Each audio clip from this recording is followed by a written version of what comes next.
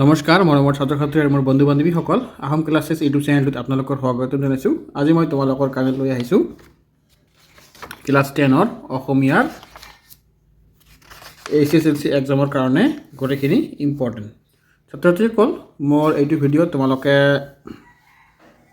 ডেছক্ৰিপশ্যনত নহ'লে লাষ্টত পাই যাবা। তোমালোকে এইকেইটাৰ ইম্পৰ্টেণ্ট ছাবজেক্টৰ এইকেইটা পাঠৰ 1ৰ পৰা 5 লৈকে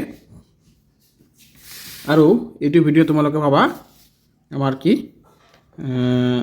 6ৰ পৰা 12 লৈকে 6ৰ পৰা 12 লৈকে তোমালোকে চোৱা। আমাৰ 1ৰ পৰা 5 লৈকে আছে 22 মাৰ্কছ। 6ৰ পৰা 12 লৈকে এইটো 30 নহয়, এইটো হ'ব আমাৰ 24 মাৰ্কছ। 24 মাৰ্কছ হ'ব ইয়াত। আৰু ইয়াত আমাৰ কি আছে, ইয়াতে আমাৰ 6 মাৰ্ক কি আছে বৈচিত্ৰ্যময়। 6 মাৰ্ক আছে আমাৰ বৈচিত্ৰ্যময় অসমৰ পৰা আছে আমাৰ 6 মাৰ্ক। আৰু তোমালোকে আজি মই গ্ৰামাৰ আছে আমাৰ 23 মাৰ্ক। তাৰপিছত আৰু 13ৰ পৰা 16 লৈকে আছে 21 মাৰ্ক। আৰু বাকীখিনি আছে ছন্দ, 4 মাৰ্ক আছে খণ্ড। তোমালোকে চাই লোৱা। এইটো মোৰ ইমানখিনি তোমালোকে কি মোৰ এইটো ভিডিঅ'ৰ ডেছক্ৰিপশ্যনত নহ'লে ভিডিঅ'ৰ লাষ্টত পাই যাবা। আৰু আজি মই লৈ আহিছোঁ তোমালোকৰ কাৰণে 6ৰ পৰা 8 লৈ 6 পাঠৰ পৰা 8 পাঠ লৈ। গতিকে ছাত্ৰ ছাত্ৰীসকল তোমালোকে ভালকৈ ভিডিঅ'টো চোৱা, স্কিপ নকৰাকৈ, তেনেহ'লে তোমালোকে বস্তুবিলাক ভালকৈ বুজি পাবা। পেজ নম্বৰ কিমান আছে আমাৰ 26 পেজ নম্বৰ দিলে গম পাবা।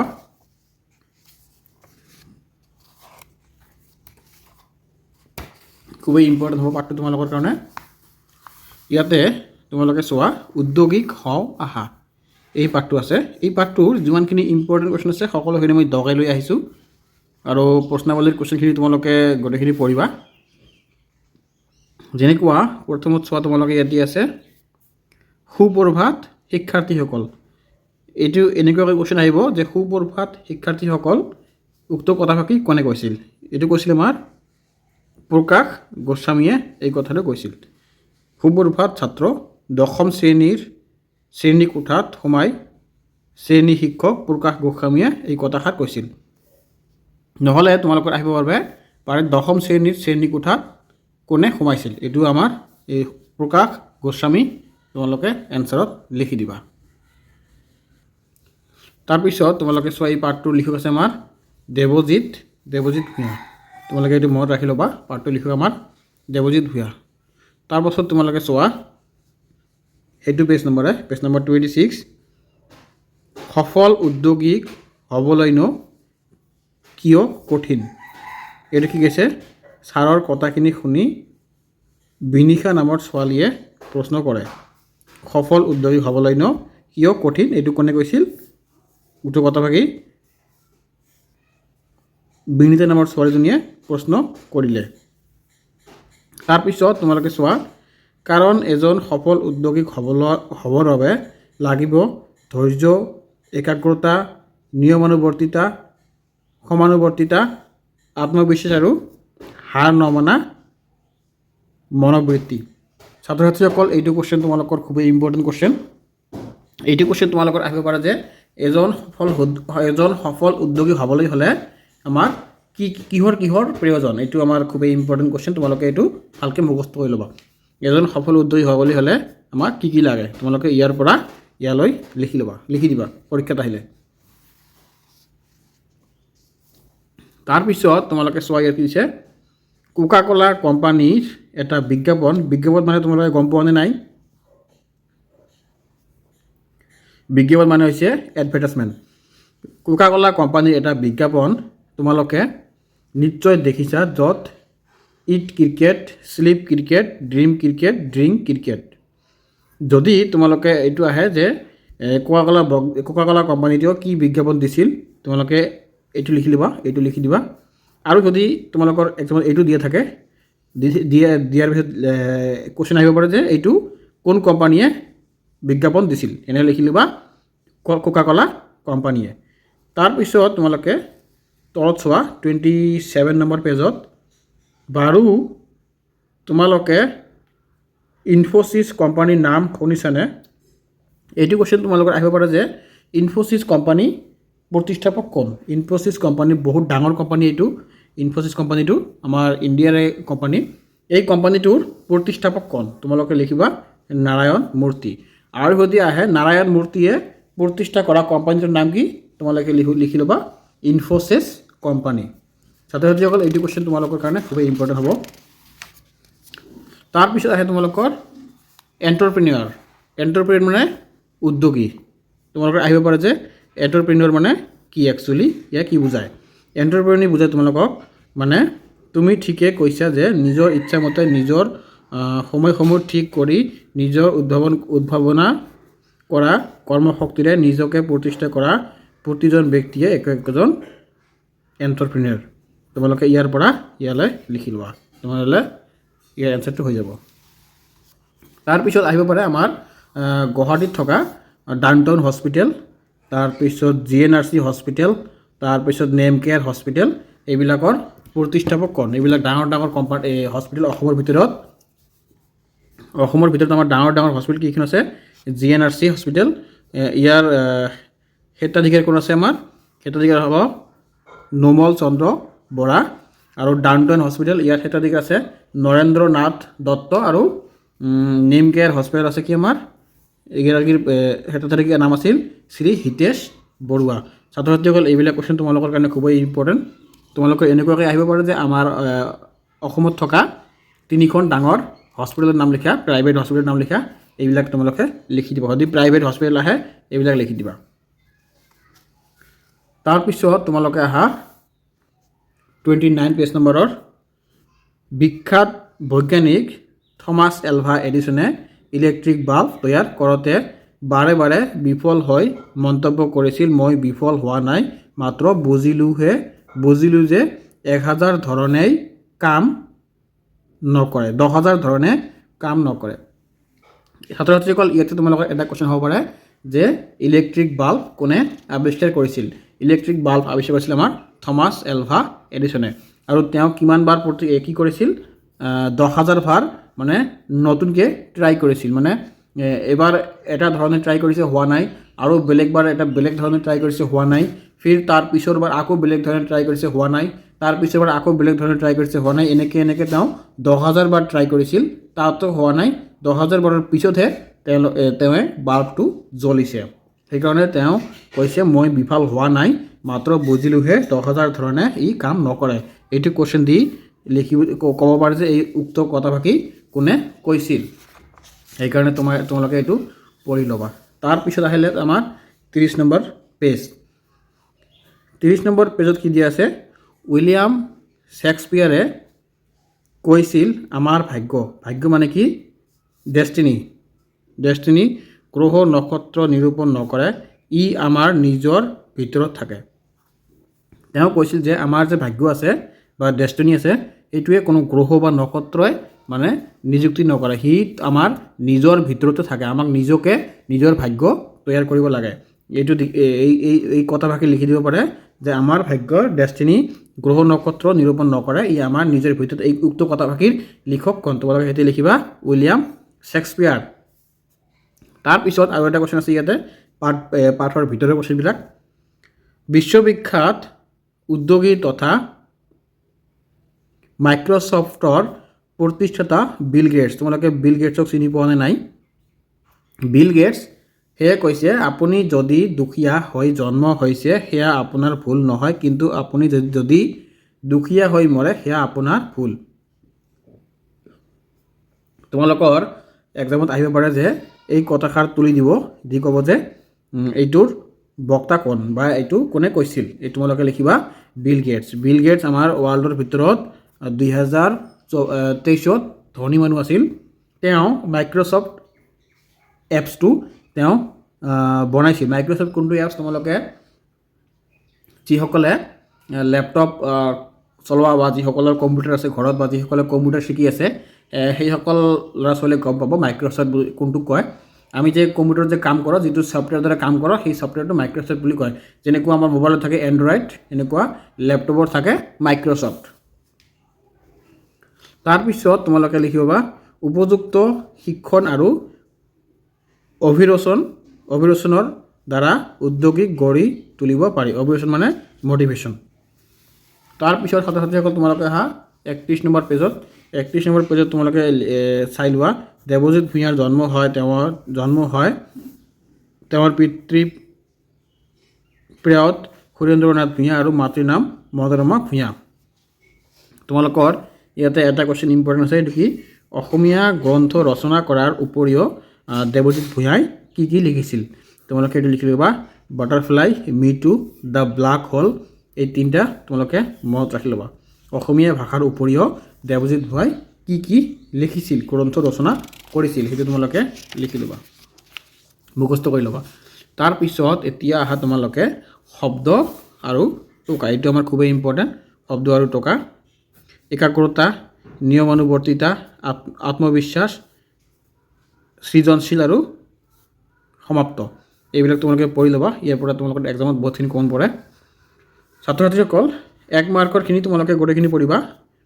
প্ৰশ্নাৱলীৰ ভাৱ বিষয়ক 1 নম্বৰত দি আছে ক, খ, গ, ঘ, ঙ,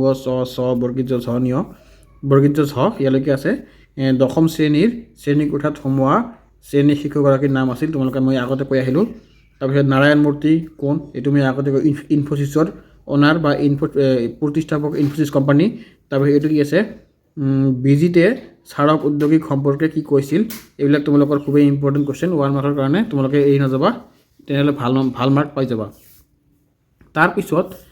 2 নম্বৰৰ ভিতৰত তোমালোকে এইটো কুৱেশ্যন আমাৰ খুবেই ইম্পৰ্টেণ্ট কুৱেশ্যন, খ নম্বৰটো সফল উদ্যোগিক হ'বলৈ কিয় কঠিন। এইটো তোমালোকৰ 2 মাৰ্কছ আহিব পাৰে, ভালকৈ চাই ল'বা। এইটো কুৱেশ্যন আমাৰ 2026ৰ কাৰণে খুবেই ইম্পৰ্টেণ্ট কুৱেশ্যন। তাৰপিছত তোমালোকে গ নম্বৰটো আৰু ক নম্বৰটো অলপ চাবা, কিন্তু এইটো তোমালোকে ভালকৈ মুখস্থ কৰি ল'বা। এতিয়া আহিব আমাৰ ঘ নম্বৰটো, পেজ নম্বৰ 33। পেজ নম্বৰ 33 তোমালোকে ঘ নম্বৰটো আমাৰ খুবেই ইম্পৰ্টেণ্ট, উদ্যোগিক কোন। তাৰপিছত তোমালোকে চোৱা ঘ নম্বৰটো উদ্যোগী কোনসকল ব্যক্তিক কোৱা হয় বুজাই লিখা। এইটো আমাৰ খুবেই ইম্পৰ্টেণ্ট কুৱেশ্যন 2026ৰ কাৰণে, HSLC এক্সামৰ কাৰণে তোমালোকে সেইটো চাবা। তাৰপিছত ডাইৰেক্ট তোমালোকে আহা 5 নম্বৰটো। 5 নম্বৰটো আমাৰ খুবেই ইম্পৰ্টেণ্ট কুৱেশ্যন, এজন উদ্যোগিক হোৱা যিমান সহজ, সফল হোৱাটো কিন্তু সিমান সহজ নহয়। কথাষাৰ পাঠৰ আধাৰত বুজাই লিখা। ছাত্ৰ ছাত্ৰীসকল তোমালোকে এইটো কুৱেশ্যন ভালকৈ মুখস্থ কৰি ল'বা। এইটো কুৱেশ্যন মুখস্থ কৰিলে তোমালোকে আৰু বেলেগ কুৱেশ্যন লিখিব পাৰিবা, মই কৈ আছোঁ যদি আছে ইয়াত তোমালোকে সেইটো লিখিব পাৰিবা। 6 নম্বৰটো আমাৰ খুবেই ইম্পৰ্টেণ্ট, ভাৰতৰ সৰ্বতোকালৰ এজন সফল ব্যৱসায়ী ধীৰুভাই আম্বানীৰ হাতত মূলধনৰ না আছিল। ছাত্ৰ ছাত্ৰীসকল তোমালোকে ধীৰুভাই আম্বানীক চিনি পোৱা নাই গম নাপাওঁ, কিন্তু তোমালোকে চাগে মুকেশ আম্বানীক চিনি পোৱা। মুকেশ আম্বানীৰ দেউতাকৰ নাম আছিল আমাৰ ধীৰুভাই আম্বানী। সেই ধীৰুভাই আম্বানীৰ বিষয়ে অলপ লিখিব লাগে, তোমালোকে সেইটো চাবা। কুৱেশ্যনটো ইম্পৰ্টেণ্ট আছে 2026ৰ কাৰণে খুবেই ইম্পৰ্টেণ্ট। ধীৰুভাই আম্বানীয়ে হাতত মূলধন আৰু শিক্ষাগত অৰ্হতা নাথকাকৈ কেনেকৈ এজন সফল উদ্যোগী হ'ব পাৰিছে বৰ্ণনা কৰা। এইটো তোমালোকৰ আহিলে 4 মাৰ্কছত আহিব পাৰে, এইটো অলপ চাই ল'বা, বেছি কঠিন নহয়, অলপ ইজিয়ে আছে, সেইকাৰণে তোমালোকে এইটো চাই ল'বা। তাৰপিছত 7 নম্বৰত কি দিছে আমাৰ ছাত্ৰ ছাত্ৰীসকলক উদ্যোগিক হিচাপে মানসিকভাৱে প্ৰস্তুত কৰি ৰাখিবলৈ কি কৰিব পৰা যায়। এইটো এটা ইমান এটা ইম্পৰ্টেণ্ট নহয়, তোমালোকে জাষ্ট 5 নম্বৰ 6 নম্বৰ আৰু 3 নম্বৰ ঠিক হৈছে ইনফোচিছ কোম্পানীৰ প্ৰতিষ্ঠাপক কোন, এইটো ইম্পৰ্টেণ্ট আছে, তোমালোকে এইটো অলপ চাবা। 3 নম্বৰটো 5 নম্বৰটো 6 নম্বৰটো আৰু তাৰপিছত আছে আমাৰ 8 নম্বৰ কি দিছে চমুটোকা লিখা। চমুটোকা তোমালোকে Thomas Alva Edison, Robert Ford, Alexander Graham Bell, এইবিলাক অলপ চাই ল'বা 2 মাৰ্কছৰ কাৰণে, হ'লেও চাব পাৰা। ইয়াৰ ভিতৰত তোমালোকৰ এইটো বেছি ইম্পৰ্টেণ্ট, থমাছ আলভা এডিসনটো বেছি ইম্পৰ্টেণ্ট আছে আৰু তোমালোকৰ আলেকজেণ্ডাৰ গ্ৰাহাম বেলটো ইম্পৰ্টেণ্ট আছে। এই দুটা অলপ চাব পাৰা, বেছি নহয়, 2 মাৰ্কছৰ কাৰণে 3-4 লাইনমান পঢ়িলে হৈ যাব। সমাৰ্থক শব্দ এইবিলাক গ্ৰামাৰ ছেকশ্যনত গুচি যাব তোমালোকৰ, এইবিলাক চাবাই। বিপৰীত শব্দৰ অৰ্থ এইবিলাক চাবা তোমালোকে। 11 নম্বৰ তুমি কথা বতৰা পাতোঁতে সাৱধান হ'বা, এইবিলাক আহে তোমালোকৰ এক্সামৰ কাৰণে। তাৰপিছত তোমালোকে ডাইৰেক্ট আহা 12 নম্বৰত। 12 নম্বৰত কি কৈছে ভাৱ সম্প্ৰসাৰণ কৰা। ইয়াৰ ভিতৰত তোমালোকৰ তিনিওটাই খুবেই ইম্পৰ্টেণ্ট, কিন্তু তাৰ ভিতৰত তোমালোকৰ মষ্ট ইম্পৰ্টেণ্ট হ'ব উদ্যোগিক পুৰুষ সিংহৰ সমান এলেহুৱা কাপুৰুষৰ সমান। ইয়াতে কৈছে কি উদ্যোগিক পুৰুষ সিংহৰ সমান মানে যিবিলাক উদ্যোগী হয় সেইবিলাক পুৰুষ সিংহৰ সমান মানে সিহঁতে বহুত কঠোৰ পৰিশ্ৰম কৰে সেইকাৰণক সিহঁতক সিংহৰ সমান বুলি কৈছে আৰু সিহঁতে বহুত চতুৰ আৰু যিবিলাক এলেহুৱা পুৰুষ এইবিলাক কি কৈছে কাপুৰুষৰ সমান মানে যিসকল পুৰুষে কাম বছ নকৰে এনে ঘূৰি ফুৰে কাপুৰুষ কোৱা যায় আমি যে কওঁ এই তাৰ সেই কাপুৰুষ সেই কাম নাই সেইটো কৈছে কাপুৰুষৰ সমান এইটো কথা তোমালোকে এবাৰ খুবেই ইম্পৰ্টেণ্ট আৰু এটা আছে ইয়াৰ তোমালোকে এই দুটাই প্ৰায় একে যি মূলা বাঢ়ে তাৰ দুপাত এটা চিন আৰু শুই থকা শিয়ালে হাঁহ ধৰিব নোৱাৰে ইয়াৰে তোমালোকে যদি এটা ভালকৈ মুখস্থ কৰা আৰু এটা বনাই লিখিব পাৰিবা সেইকাৰণে তোমালোকে এইটো ভালকৈ মুখস্থ কৰিবা আৰু এই দুটা এটা মুখস্থ কৰি ল'বা ইয়াৰ পৰা তোমালোকৰ বনাই লিখিব পাৰিবা তোমালোকে এই দুটা এটা মুখস্থ কৰিলে এইটোৰ পৰা এইটো বনাই লিখিব পাৰিবা অলপ অলপকৈ মিলাই তাৰপিছত তোমালোকে আহা 13 নম্বৰত লিংগ পৰিৱৰ্তন কৰা এইটো খুবেই ইম্পৰ্টেণ্ট গ্ৰামাৰ ছেকশ্যনৰ কাৰণে তোমালোকে ভালকৈ চাবা তাৰপিছত আহিলে আমাৰ কি ভাৰতীয় সংস্কৃতিৰ পাঠৰ লিখকখন হেম বৰুৱা আছে ছাত্ৰ ছাত্ৰীসকল তোমালোকক মই এটা কথা ক'ব বিচাৰোঁ তোমালোকে যদি এই পাঠবিলাকৰ কুৱেশ্যনবিলাক এতিয়ালৈকে বিচাৰি পোৱা নাই তেনেহ'লে মই এই ভিডিঅ'টোৰ লাষ্টত প্লে লিষ্ট দি দিম আৰু ডেছক্ৰিপশ্যনতে প্লে লিষ্ট দি দিম তোমালোকে তাতে গৈ প্লে লিষ্টত গ'লে এইটো কিতাপৰ তোমালোকৰ যিমানখিনি কুৱেশ্যন এনচাৰ আছে যিমানখিনি গ্ৰামাৰ টাইপৰ কুৱেশ্যন আছে সকলোখিনি পাই যাবা তেনে তাৰ পৰা তোমালোকে ভালকৈ কুৱেশ্যনবিলাক লিখি ল'ব পাৰিবা আৰু অতি সহজ আৰু অতি চমুকৈ দিয়া হৈছে তোমালোকে পৰীক্ষাত যাতে ভাল মাৰ্ক পোৱা ইয়াতে কি দিছে চোৱা তোমালোকে ভাৰতীয় সংস্কৃতিৰ পাঠৰ লিখকখন হেম বৰুৱা তোমালোকে চাই লোৱা হেম বৰুৱা ভাৰতীয় পাঠৰ লিখক ইয়াতে পাঠৰ ভিতৰীয়া কুৱেশ্যনখিনি মই দগাই লৈ আহিছোঁ যেনেকুৱা ক্ৰমবৰ্ধমান শক্তি ভাৰতীয় সংস্কৃতিৰ প্ৰাণ যদি তোমালোকৰ কুৱেশ্যন আহে ভাৰতীয় সংস্কৃতিৰ প্ৰাণ কি ক্ৰমবৰ্ধমান শক্তি ভাৰতীয় সংস্কৃতিৰ প্ৰাণ তোমালোকে এইটো লিখি দিবা তাৰপিছত আছে তোমালোকৰ চোৱা বুৰঞ্জীৰ বেলেগ বেলেগ স্তৰে ভাৰতীয় সংস্কৃতিৰ গাত একোটা আচৰ মাৰি গৈছে এইখিনিতে আমি সভ্যতা আৰু সংস্কৃতি এইটো কুৱেশ্যন তোমালোকে ভালকৈ মনত ৰাখিবা তোমালোকৰ কাৰণে এইটো খুবেই ইম্পৰ্টেণ্ট কুৱেশ্যন সভ্যতা আৰু সংস্কৃতি এই দুটা মানে ৱাৰ্ড আমি একেলগে ইউজ কৰিব লাগে বেলেগ বেলেগ আমি ইউজ কৰিব নোৱাৰোঁ এইটো এটা মুদ্ৰাৰে এপিটি আৰু এটা হিপিটি বুলি আমি কওঁ আৰু এই দুটা ৱাৰ্ড ওতঃপ্ৰোতভাৱে জড়িত বুলিও আমি কওঁ ইয়াৰ অৰ্থ কৈছে কি এই দুটা শব্দৰ মাজত কিবা পাৰ্থক্য আছেনে চিন্তা কৰি চোৱা উচিত আচলতে এই দুটা শব্দৰ মাজত পাৰ্থক্য আছে এটা সলনি আনটো ব্যৱহাৰ কৰিব নোৱাৰি সভ্যতাই বিশেষ এটা সামাজিক বা ৰাজনৈতিক অৱস্থা বুজায় তোমালোকে যদি আহে এইটো কুৱেশ্যন এই দুটা শব্দ পাৰ্থক্য লিখা তোমালোকে লিখিব পাৰা যে এই দুটা শব্দ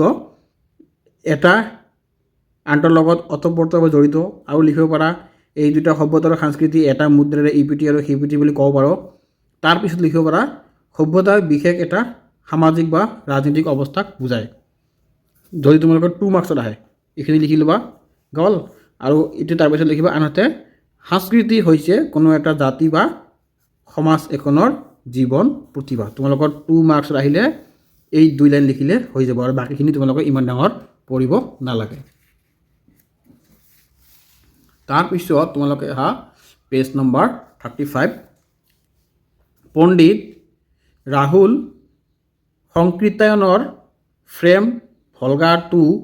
গংগা নামৰ কিতাপত এই সম্বন্ধে ৰাহুল বৰ্ণনা কৰিছে ইয়াত তোমালোকে এটা কুৱেশ্যন আহিব পাৰে ৰাহুল পণ্ডিতৰ সংকৃতায়নৰ কোনখন কিতাপত সম্বন্ধে বহুল বৰ্ণনা কৰিছে তোমালোকে এইটো এনেকৈ লিখিবা ফ্ৰেম ভলগা টু গংগা নামৰ কিতাপত সংকৃতায়নৰ বহুলভাৱে বৰ্ণনা কৰিছে এইটো তোমালোকৰ 1 মাৰ্কৰ কাৰণে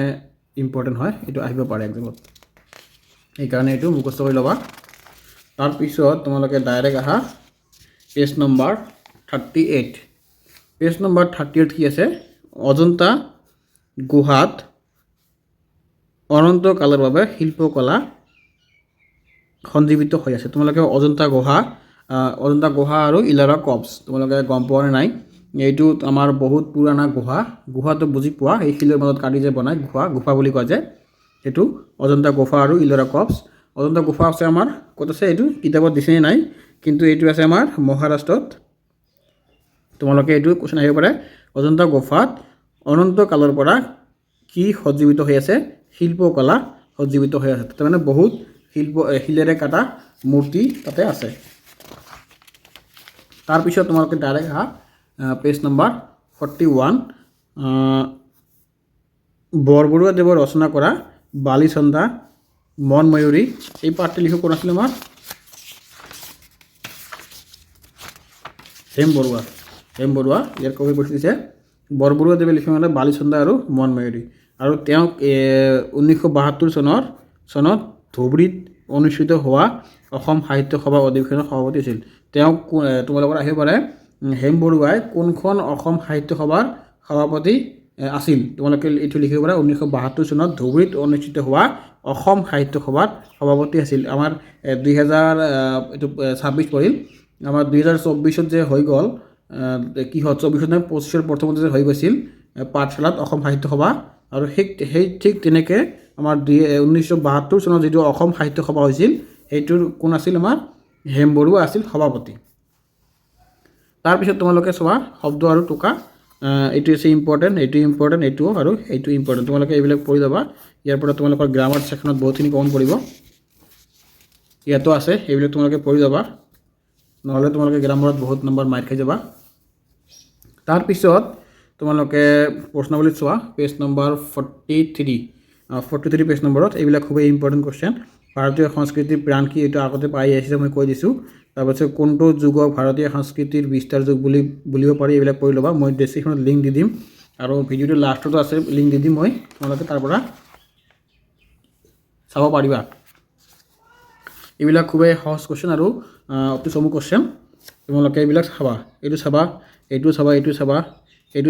চাবা সকলোখিনি চাবা। কিন্তু ইয়াৰ ভিতৰত আমাৰ ইম্পৰ্টেণ্ট কোনটো আছে ইম্পৰ্টেণ্ট আছে 12 নম্বৰটো আৰু 11 নম্বৰটো হৈছে ভাৰতীয় সংস্কৃতিৰ পাঠটিৰ সাৰাংশ লিখা। এইটো পাৰ্ট আমাৰ এইটো কুৱেশ্যন আমাৰ খুবেই ইম্পৰ্টেণ্ট। এইটো তোমালোকৰ কিমান মাৰ্ক আহিব পাৰে 4 নহ'লে 3 মাৰ্ক আহিব পাৰে এইটো আৰু এইটো আমাৰ খুবেই ইম্পৰ্টেণ্ট। ভাৰতীয় সংস্কৃতিৰ এটা বিৰাট সমন্বয় বস্তু এই কথাষাৰ কিমান দূৰ যুক্তিপূৰ্ণ ভাৰতীয় সংস্কৃতিৰ পাঠৰ আধাৰত বিচাৰি ওলা। ছাত্ৰসকল তোমালোকে এই দুটা কুৱেশ্যনৰ এনচাৰ এটাই লিখিব পাৰিবা অলপ হেৰিকৈ তোমালোকে বনাই কেনে এটা কুৱেশ্যন তোমালোকে এইটো ভালকৈ মুখস্থ কৰা এইটো তোমালোকে এইটো কুৱেশ্যনে অলপ মিলাই কিনে ইয়াত লিখিব পাৰিবা। তাৰপিছত তোমালোকে ইয়াত আৰু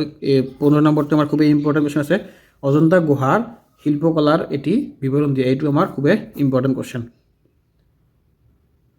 তাৰপিছত আৰু এটা আছে ইয়াত 17 নম্বৰটো আমাৰ খুবেই ইম্পৰ্টেণ্ট কুৱেশ্যন। 17 নম্বৰটো চোৱা উত্তৰ ভাৰতৰ সংগীতে কি নতুন বস্তু আমাৰ চকুত পেলাই বুলিছে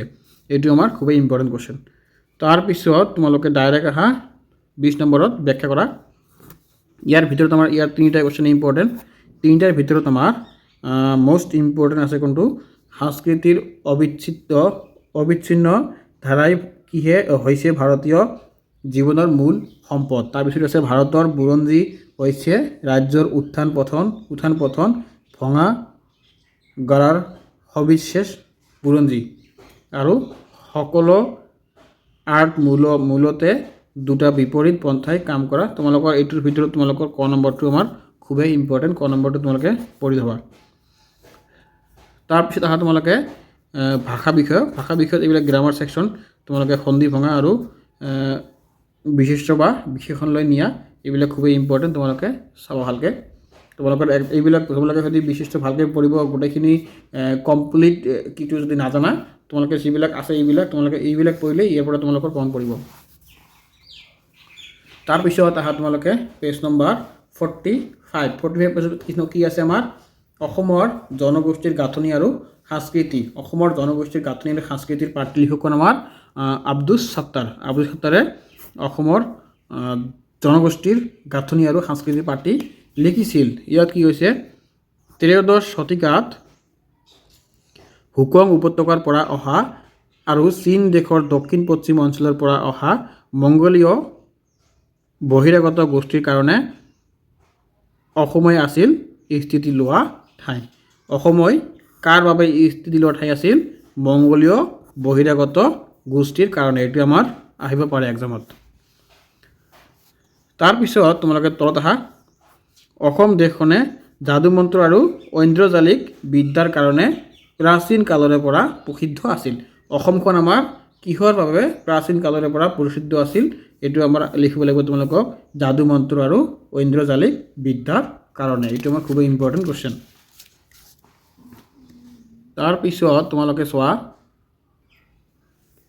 তাৰপিছত তোমালোকে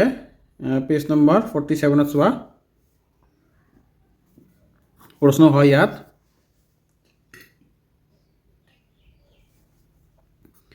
বিভিন্ন ধৰ্মাৱলম্বী আৰু বিভিন্ন ভাষাগোষ্ঠী থকা সত্ত্বেও এই সকলোবোৰ কেনেকৈ অসমীয়া হৈছে মিচিং কাছাৰী তিৱা কাৰ্বি দেউৰী আদি সম্প্ৰদায়ে নিজ নিজ ভাষা জীয়াই ৰখাৰ উপৰিও অসমৰ অসমীয়া ভাষাটো বুজে আৰু কয় বাহিৰৰ পৰা অহা সকলোৱে এই অসমীয়া ভাষাৰে এই সকল মূলৰ জনগোষ্ঠীৰ লগত ভাৱৰ আদান প্ৰদান কৰে সেয়েহে মেঘালয় নাগালেণ্ড অৰুণাচললৈকে এই গোষ্ঠী অঞ্চলৰ সামূহিক ভাষাটো আছিল অসমীয়া দেখা যায় সকলোকে বান্ধি থোৱা এনাজৰীডাল কি আছিল অসমীয়া ভাষা ছাত্ৰ ছাত্ৰীসকল ইয়াত এটা কোৱেশ্চন আহিব পাৰে তোমালোকৰ সকলোকে বান্ধি থোৱা আমাৰ অসমৰ এনাজৰীডাল কি আছিল সকলোকে বান্ধি থোৱা এনাজৰীডাল আছিল আমাৰ অসমীয়া ভাষা তোমালোকৰ এইটো ইম্পৰ্টেণ্ট হয় 1 মাৰ্কৰ আহিব পাৰে তাৰপিছত আহা ব্ৰিটিছ আহিল আমাৰ চাহ উদ্যোগ প্ৰতিষ্ঠা হ'ল আমাৰ চাহ উদ্যোগ অসমত কেতিয়া প্ৰতিষ্ঠা হৈছিল যেতিয়া ব্ৰিটিছ আহিছিল তাৰপিছত ইয়াতে চোৱা তোমালোকে ভাৰত স্বাধীন হ'ল ভাৰত স্বাধীন হৈছে কিমান আমাৰ 1947 চনৰ 15 আগষ্টত ভাৰত স্বাধীন হৈছিল তাৰপিছত দেশ বিভাজন হ'ল পাকিস্তানলৈ যোৱাসকল গুচি গ'ল যিসকলে পাকিস্তানত যাব বিচাৰিছে সেইসকল পাকিস্তানলৈ গুচি গৈছে আৰু কালক্ৰমত পূব পাকিস্তান হৈ গ'ল বাংলাদেশ আৰু বাংলাদেশ কেতিয়া হৈছিল আমাৰ 1971 চনত যেতিয়া ভাৰত আৰু পাকিস্তান যুদ্ধ হৈছিল এই যুদ্ধৰ সময়ত এই পাকিস্তানক দুটা ভাগত ভাগ কৰিছিল আমাৰ তেতিয়া প্ৰধানমন্ত্ৰী আছিল ইন্দিৰা গান্ধী তেওঁৱে আমাৰ এই পূব পাকিস্তানটো তেতিয়া ভাঙি গৈ কিনে বাংলাদেশ প্ৰতিষ্ঠা হৈছিল তাৰপিছত চোৱা তোমালোকে এটা সময়ত ব্ৰিটিছ গ'ল চাহ উদ্যোগ ৰল ৰেলগাড়ী ৰল আৰু প্লেন ৰল ব্ৰিটিছ যোৱাৰ পিছত আমাৰ ভাৰতত কি কি ৰৈ গৈছিল তোমালোকে এইটো লিখিব পাৰা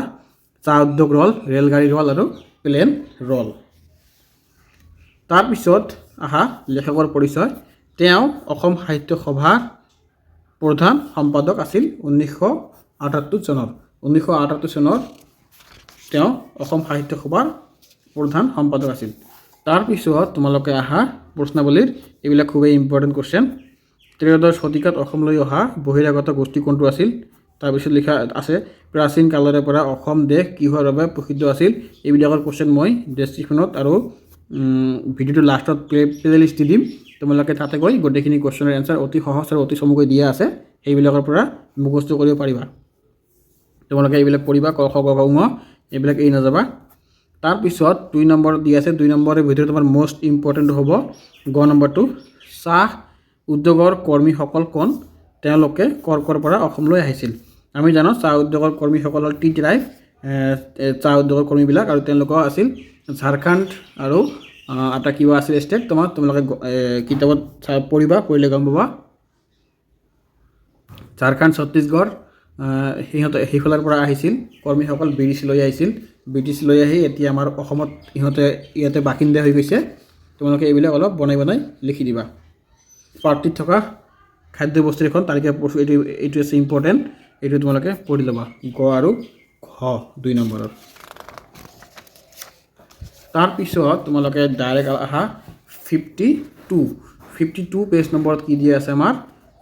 ইয়াৰে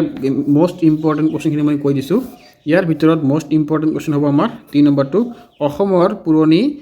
সাহিত্যৰ সমলবোৰ কি কি এইটো আমাৰ খুবেই ইম্পৰ্টেণ্ট কোৱেশ্চন আৰু এটা আছে ইয়াত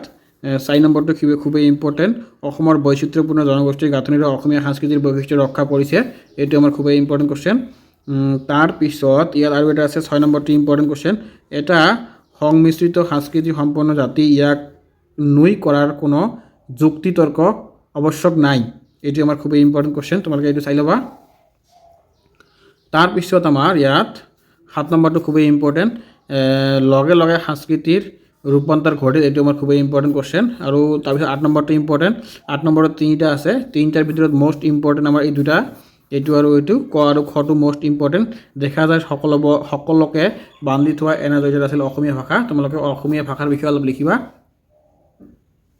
তাৰপিছত আমি আগতে যে কৈ আহিলোঁ অৰুণাচল প্ৰদেশ নাগালেণ্ড মণিপুৰ মেঘালয় সকলোবিলাক মানুহে অসমীয়া ভাষা জানে বা অসমীয়া ভাষা বুজি পায় তাৰপিছত লিখিবা টি কিতাপ এই যে গাৰো খাচী কাছাৰী এইবিলাক লিখিবা তোমালোকে আগতে যে আমি কৈ আহিলোঁ সেইটো অলপ লিখি দিবা জাষ্ট তোমালোকৰ আহিলে এইটো তোমালোকৰ 3 মাৰ্কছৰ মষ্ট 3 মাৰ্কছ আহিব নহ'লে এইটো বেছি 2 মাৰ্কছত আহি থাকে তোমালোকে এইবিলাক লিখি দিবা আৰু এইটো লিখিবা অলপ পঢ়িবা ভালকৈ চাই যাব আৰু ইয়াতে তোমালোকে এই গ্ৰামাৰ ছেকশ্যনটো কেতিয়াও এৰি নাযাবা তোমালোকে যদি গ্ৰামাৰ নপঢ়া মানে গ্ৰামাৰ যদি তোমালোকে কাল কি কাক বোলে সমাজ কাক বোলে সন্ধি কাক বোলে সন্ধি কেনেকৈ ভঙোৱা হয় সমাজ কেনেকৈ ভঙোৱা হয় বচন কাক বোলে যদি এইবিলাকত ঝামেলাত নোযোৱা বা জানা তেনেহ'লে ঠিকে আছে আৰু যদি তোমালোকৰ টাইম নাই যে এইবিলাক আৰু আমি কেতিয়া পঢ়িম তেতিয়াহ'লে তোমালোকে কি কৰিবা পাঠভিত্তিক যিমানখিনি আছে তোমালোকৰ ব্যাকৰণ তোমালোকে এইবিলাক গোটেইখিনি মুখস্থ কৰি ল'বা তোমালোকে ইয়াৰ পৰা নহ'লে 3 নহ'লে 4 মাৰ্ক কম পৰি যাব সেইকাৰণে মই কৈ আছোঁ এইবিলাক এৰি নাযাবা যদি তোমালোকৰ টাইম নাই সেইবিলাক পঢ়াৰ যে গ্ৰামাৰটো গোটেইখিনি ভালকৈ পঢ়াৰ যদি টাইম নাই তেনেহ'লে পাঠভিত্তিক যিবিলাক আছে পাঠ বিষয়কৰ গ্ৰামাৰখিনি সেইখিনি তোমালোকে কমপ্লিট কৰি লোৱা ইয়াৰ পৰা তোমালোকৰ হুবহু কমন পৰি যাব এক্সামত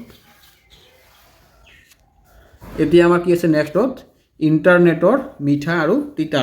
পেজ নম্বৰ 52 ছাত্ৰ ছাত্ৰীসকল তোমালোকৰ এইটো পাঠ দিয়াৰ কাৰণ কি তোমালোকে এইটো লিখিছে কোনে প্ৰণয় দত্ত ডক্টৰ প্ৰণয় দত্ত ছাত্ৰ ছাত্ৰীসকল তোমালোকে এটা বস্তু ভাবিছেনে তোমালোকৰ ইণ্টাৰনেটৰ তিতা আৰু মিঠা এই পাঠটো কিয় দিছে তোমালোকে এবাৰ নিজকে কুৱেশ্যন কৰাচোন এইটো পাঠ তোমালোকৰ কিয় দিছে এই 10ৰ কিতাপত এইটো পাঠ দিয়াৰ কাৰণ কি জানা তোমালোকে এইটো দিয়াৰ কাৰণ তোমালোকৰ যিটো বয়সত আছে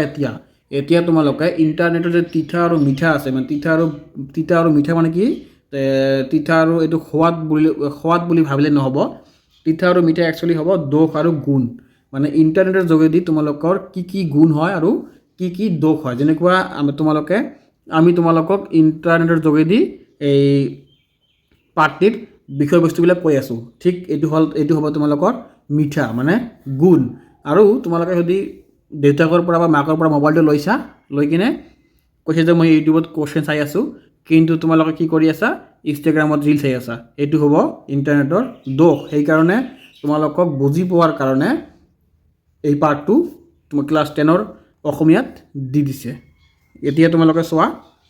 তোমালোকৰ ইয়াৰ মষ্ট ইম্পৰ্টেণ্ট কুৱেশ্যনটো হ'ব যে ইণ্টাৰ কানেকশ্যন অফ নেটৱৰ্কছ এই শব্দটোৰ পৰা অংশৰ সংযোজন ঘটি ইণ্টাৰনেট শব্দটোৰ সৃষ্টি হৈছে ইয়াক চমুকৈ আমি নেট বুলি কওঁ মানে ইয়াত তোমালোকৰ কুৱেশ্যন আহিব পাৰে যে ইণ্টাৰনেট শব্দটোৰ সৃষ্টি কেনেকৈ হৈছে ইণ্টাৰ কানেকশ্যন অফ নেটৱৰ্ক শব্দটোৰ প্ৰথম অংশৰ সংযোজক ঘটি ইণ্টাৰনেট শব্দটো হৈছে এইটো তোমালোকে ভালকৈ পঢ়ি ল'বা তাৰপিছত তোমালোকৰ আহিব পাৰে কি ভাইৰাছৰ সম্পূৰ্ণ ৰূপটো কি ভাইৰাছৰ সম্পূৰ্ণ ৰূপটো ইয়াত দিয়া আছে তোমালোকে এইটো চাই ল'বা ভিটাল ইনফৰমেশ্যন ৰিচৰ্চ আণ্ডাৰ চিজ এইটো হ'ব ভাইৰাছৰ সম্পূৰ্ণ অৰ্থ তাৰপিছত তোমালোকে ডাইৰেক্ট আহা পেজ নম্বৰ 59 পেজ নম্বৰ 59 আমাৰ দিয়া আছে কি চমু উত্তৰৰ প্ৰশ্ন দেউতাকে কুঁৱলী কিয় কম্পিউটাৰ উপহাৰ দিছিল তাৰপিছত খ নম্বৰ আছে ইণ্টাৰনেট কি গ নম্বৰ আছে কি কুঁৱলীয়ে প্ৰথমে কলৈ ইমেইল কৰিছিল খ নম্বৰ আছে পূজাৰ বন্ধত কুঁৱলীহঁতে কলৈ যোৱাৰ সিদ্ধান্ত লৈছিল আৰু গ নম্বৰ ভাইৰাছ কি এইটো আমাৰ ইম্পৰ্টেণ্ট কুৱেশ্যন আৰু এইটোৱে ইম্পৰ্টেণ্ট কুৱেশ্যন তোমালোকে এইকেইটা কুৱেশ্যন ভালকৈ চাই ল'বা আৰু ইয়াৰ ভিতৰত আমাৰ মষ্ট ইম্পৰ্টেণ্ট কুৱেশ্যন কোনটো 4 নম্বৰটো হ'ল আমাৰ very important question for 2026 SSLC এক্সামৰ কাৰণে তাৰপিছত আমাৰ 6 নম্বৰটো মষ্ট ইম্পৰ্টেণ্ট কুৱেশ্যন ইণ্টাৰনেটৰ মিঠা সুবিধাৰ লগতে তিতা অসুবিধা আছে কথাষাৰৰ বক্তা কোন ইণ্টাৰনেটৰ সুবিধা আৰু অসুবিধাৰ বিষয়ে পাঠৰ আধাৰত বুজালে মানে ইণ্টাৰনেটৰ আমাক কি সুবিধা আৰু অসুবিধা দিয়ে এইটো আমাৰ খুবেই ইম্পৰ্টেণ্ট কুৱেশ্যন এইটো অহাৰ 90% চান্স আছে সেইকাৰণে তোমালোকে এইটো কুৱেশ্যন অলপ বনাই কিনে লিখিব পাৰিবা বেছি অলপ চাই কিনে তোমালোকে নিজে বনাৰ কাৰণে চেষ্টা কৰা পাই যাবা 7 নম্বৰটো কি আছে ইণ্টাৰনেটৰ তিতা মিঠা গল্প নামকৰণৰ সাৰ্থকতা বিচাৰ কৰা তোমালোকৰ এইটো আৰু এইটো প্ৰায় একে কোৱেশ্চন অলপ হেৰি হেৰি হ'লে হৈ যাব তোমালোকে জাষ্ট এইটো ভালকৈ মুখস্থ কৰি ল'বা 6 নম্বৰটো ইণ্টাৰনেটৰ তিতা আৰু মিঠাৰ পাৰ্থক্যটো মই এইটো কৈ দিলোঁ এটা যে কি পাৰ্থক্য আছে মিঠা আৰু তিতা আগতে কৈ আহিছোঁ তাৰপিছত ভাষা বিষয়ক এইবিলাক এই নাযাবা এইবিলাক তোমালোকে চাওঁ ভালকৈ এতিয়া আহিব কি আমাৰ অৰুণিমা সিনহা সিনহাৰ এইটো পাৰ্টটো আমাৰ তোমালোকে গম পোৱা নাই অৰুণিমা সিনহা এজন ছোৱালী আছিল তেওঁৱে তোমালোকৰ ক্লাছত বা কৈছেনে নাই ভালকৈ বুজিছেনে নাই তোমালোকে এইটো ভালকৈ এবাৰ পঢ়ি ল'বা সেই এজনী ছোৱালী আছিল তেওঁৰ ঘৰ আছিল ক'ত উত্তৰ প্ৰদেশত তেওঁৰ ঘৰ আছিল তেওঁৰ 2011 চনত ঘটনা এইটো ঘটনা 2011 চনত কি ঘটনা হৈছে তোমালোকে গমে পোৱা যেতিয়া প্ৰকৃতি পঢ়িছা বা ছাৰে সদি বুজাইছে তোমালোকে জানাই এইটো ক'বলৈ গ'লে বহুত টাইম যাব আৰু ইমান সময় নাই তোমালোকৰ এক্সাম আহি গৈছে এইবিলাক পঢ়ি ল'বা তোমালোকে এতিয়া তোমালোকে ডাইৰেক্ট আহা পেজ নম্বৰ 66 পেজ নম্বৰ 66 কি আছে 1 নম্বৰ কি দি আছে অৰুণিমা সিনহাৰ কোনবিধ খেলত বিশেষ দক্ষতা আছিল অৰুণিমা সিনহাৰ কোনটো খেলত বিশেষ দক্ষতা এইটো ইম্পৰ্টেণ্ট কোৱেশ্চন এইটো তোমালোকে 1 মাৰ্কখিনি পঢ়ি ল'বা তাৰপিছত তোমালোকৰ 3 নম্বৰটো আছে মষ্ট ইম্পৰ্টেণ্ট কোৱেশ্চন অৰুণিমাৰ সপোন পূৰণ কৰাৰ ক্ষেত্ৰত বাচেন্দ্ৰী পালে কেনেদৰে সহায় কৰিছিল এইটো আমাৰ মষ্ট ইম্পৰ্টেণ্ট কোৱেশ্চন তাৰপিছত আৰু এটা আছে কি 7 নম্বৰত একোগৰাকী ব্যক্তিয়ে নিজৰ প্ৰতিভাৰে জাতীয় জীৱনত জিলিকিল উঠি আন সহস্ৰজনৰ বাবে আশা আৰু প্ৰেৰণাৰ বতৰা কঢ়িয়াই আনে কথাষাৰৰ যুক্তিযুক্ততা অৰুণিমা সিনহাৰ জীৱনৰ আধাৰত বুজাই লিখে এইটো আমাৰ মষ্ট ইম্পৰ্টেণ্ট কোৱেশ্চন কিন্তু এইটো বেছি ডাঙৰ নাহিব চাগে এইটো আহিলে 3 মাৰ্কৰ আহিব পাৰে তোমালোকে অলপ চাই ল'বা 8 নম্বৰটো পঢ়িবা তাৰপিছত তোমালোকে 9 নম্বৰটো চমু টকা লিখা 9 নম্বৰৰ ভিতৰত তোমালোকৰ বাচেন্দ্ৰী পাল আৰু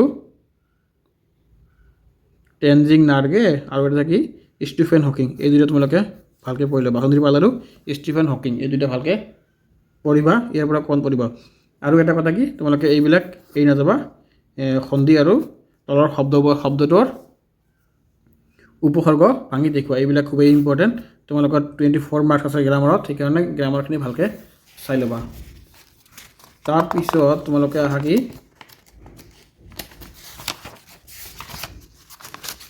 নেক্সট আমাৰ কি দিয়া আছে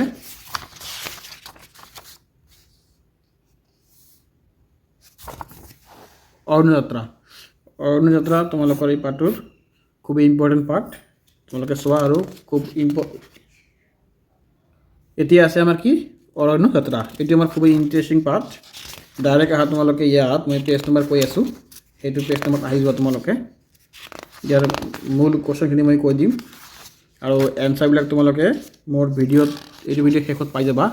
মই প্লে লিষ্ট দি দিম ইয়াতে তোমালোকে গ'লে গোটেইখিনি এনচাৰ পাই যাবা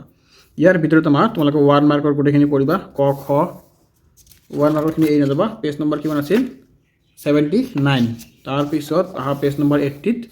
পেজ নম্বৰ 80 তোমালোক আমাৰ এইটো খুবেই ইম্পৰ্টেণ্ট কোৱেশ্চন এইটো পঢ়ি ল'বা এইটো পঢ়িবা তাৰপিছত ইয়াৰ ভিতৰত আমাৰ 3 নম্বৰটো খুবেই ইম্পৰ্টেণ্ট প্ৰকৃতিৰ কোনবোৰ সুন্দৰ নিয়মে পাহিক আকৃষ্ট কৰে এইটো আমাৰ খুবেই ইম্পৰ্টেণ্ট কোৱেশ্চন এইটো পঢ়িবা তাৰপিছত 5 নম্বৰটো পঢ়িবা 5 নম্বৰটো মষ্ট ইম্পৰ্টেণ্ট আৰু ইয়াৰ ভিতৰত আৰু তোমালোকে 8 নম্বৰ আৰু 9 নম্বৰটো পঢ়িবা এই দুটা আমাৰ মষ্ট ইম্পৰ্টেণ্ট কোৱেশ্চন আৰু তাৰপিছত ভাষা বিষয়কবিলাক পঢ়িবা ভাষা বিষয়ৰ ব্যাকৰণ বাক্য ৰচনা কৰা আৰু মধ্যাহ্ন হোৱাৰ কাৰণ দৰ্শোৱা এইবিলাক খুবেই ইম্পৰ্টেণ্ট এইবিলাক টাইম নালাগে তোমালোকে অলপ জাষ্ট চাই ল'বা তাৰপিছত তোমালোকে ডাইৰেক্ট আহা 81ৰ পাৰ্চেণ্টৰ এভুমুখী ৰথীন্দ্ৰনাথ গোস্বামী এইটো কবি আমাৰ পাৰ্টৰ লিখকৰ নাম ৰথীন্দ্ৰনাথ গোস্বামী প্ৰচেপ্টৰ এভুমুখী এইটো পাৰ্ট আমাৰ খুবেই ইম্পৰ্টেণ্ট পাৰ্ট তোমালোকে চোৱা ইয়াত তুমি পাৰ্টৰ ভিতৰুৱা কোৱেশ্চন লৈ আহিছোঁ ইৰাণৰ শাসকসকলৰ কথা আলোচনা কৰিলে মনলৈ ভাহি অহা শাসকজন হ'ল নাদিৰ শ্বাহ তোমালোকে মনত ৰাখিবা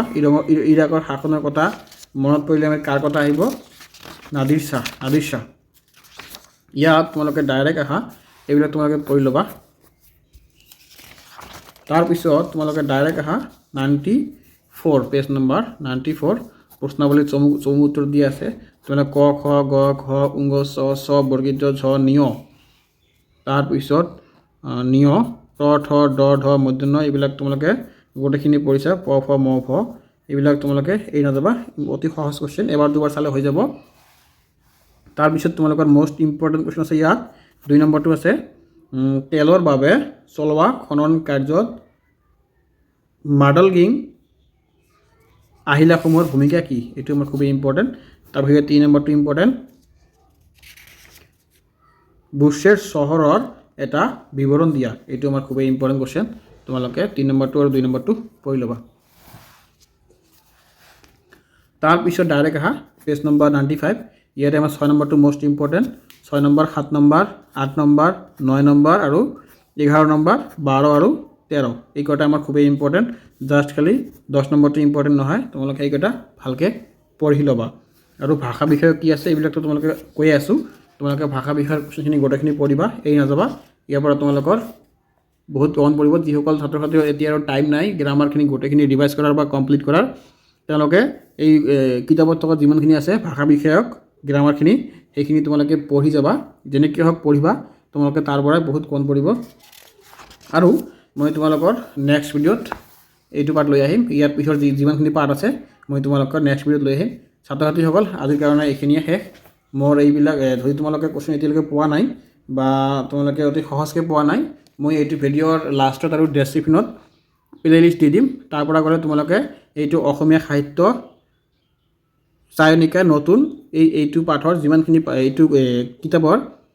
যিমানখিনি পাৰ্ট আছে আৰু এই পাৰ্টখিনিৰ সকলোখিনি কোৱেশ্চন এনচাৰ মই এইটো প্লেলিষ্টত তোমালোকে পাই যাবা সেইকাৰণে কি কৰিবা ভিডিঅ'টো স্কিপ নকৰাকৈ গৈ চোৱা আৰু লাষ্টত তোমালোকে পাই যাবা ধন্যবাদ আজিৰ ভিডিঅ'টো ইয়াতে সমাপ্ত